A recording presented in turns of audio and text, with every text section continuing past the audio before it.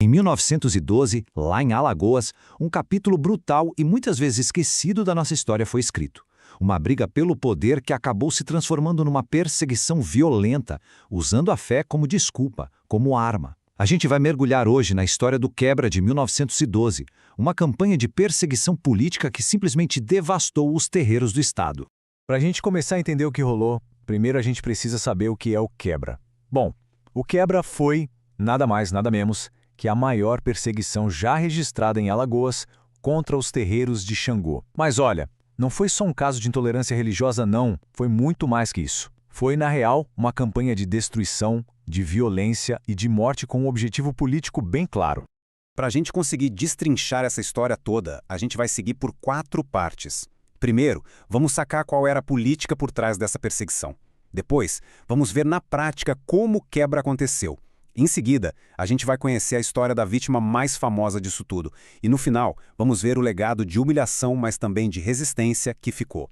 Ok, vamos direto ao ponto. Para entender a violência do Quebra, a gente precisa, antes de tudo, entender a política da época. Porque aqui, a religião não foi a causa, foi o pretexto, a desculpa perfeita para uma tomada de poder. A briga em Alagoas era feia. De um lado, a oligarquia dos maltas, que mandava em tudo. Do outro, a oposição liderada por um cara chamado Clodoaldo da Fonseca. A estratégia da oposição foi assim, genial e ao mesmo tempo muito cruel. Eles acusaram falsamente os governantes de serem praticantes do Xangô.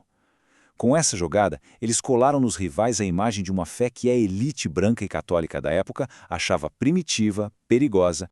E aqui está o pulo do gato.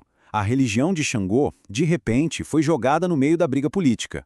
O termo macumbeiro, usado de forma totalmente pejorativa, virou uma arma para desumanizar os adversários, sabe? Para pintar eles como bárbaros e, com isso, justificar uma tomada de poder na base da violência. Foi uma manobra clássica para demonizar o outro. Com a desculpa política já na mesa, a perseguição virou realidade. E é agora que a gente vai ver os detalhes de como essa estratégia se transformou numa campanha organizada e brutal de violência contra os terreiros.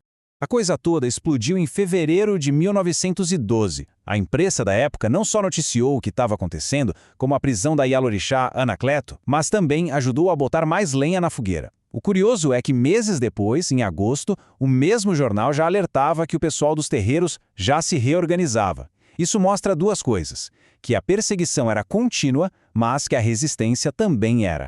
Quando a gente olha para essa lista, o que choca é ver que foi tudo sistemático. Não foi uma confusão que aconteceu do nada. Não, foi planejado.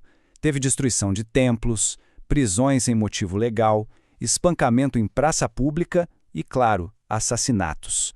E as líderes religiosas, as Ialorixás, foram alvos especiais de humilhação. Um ataque direto no coração da fé daquela comunidade. Olha, essa expressão popular que foi registrada nos relatos da época talvez seja o melhor resumo da brutalidade dos ataques. Simples e direto. O pau comeu e feio. É uma frase curta, mas que carrega todo o peso, todo o terror que tomou conta das ruas de Maceió. Descreve a violência crua, sem filtro.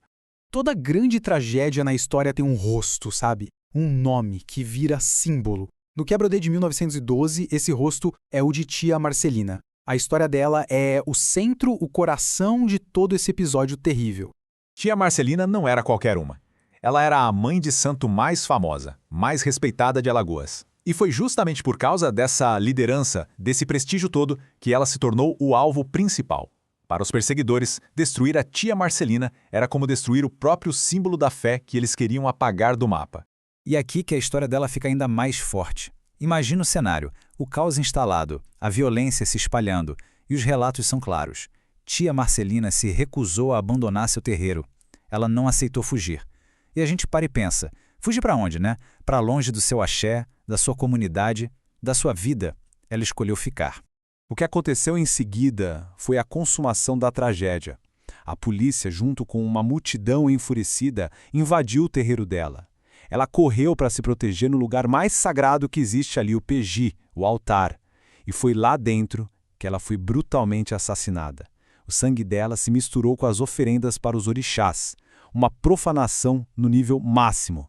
Essa frase do autor que pesquisou tudo isso a fundo, o Luiz Sávio de Almeida, mostra bem o impacto da morte dela. Percebe? Ele não diz que ela foi a mais morta, mas sim a morta mais assassinada. Essa escolha de palavras transmite uma crueldade que vai muito além do ato físico, aponta para a dimensão simbólica, para o requinte da violência que usaram contra ela. A violência física foi só o começo. O que veio depois foi uma tentativa calculada de destruir não só os corpos, mas a memória e a dignidade da religião. Vamos ver agora o legado que o quebra deixou.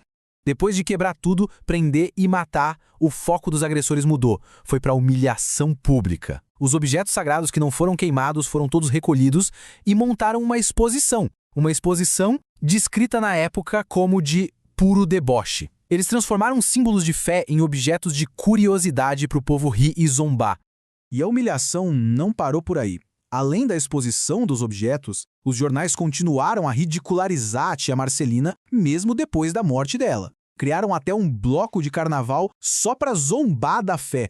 E como golpe final, o terreno de um dos principais terreiros virou um campo de futebol, uma forma de apagar fisicamente um lugar sagrado da memória da cidade.